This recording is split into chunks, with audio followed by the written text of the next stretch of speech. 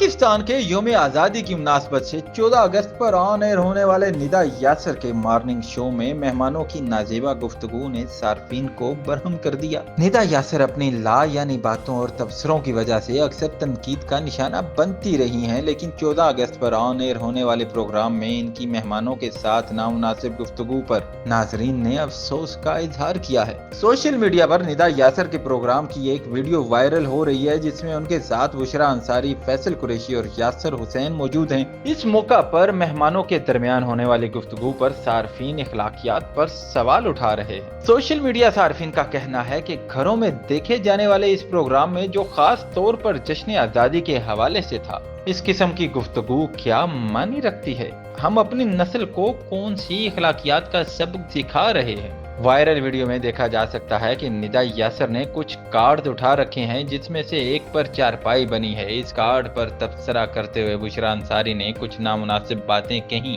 और इनकी बात को आगे बढ़ाते हुए यासर हुसैन और फैसल कुरैशी भी पीछे नहीं रहे और बातों को बालगाना अंदाज में किसी और जानिब ले गए।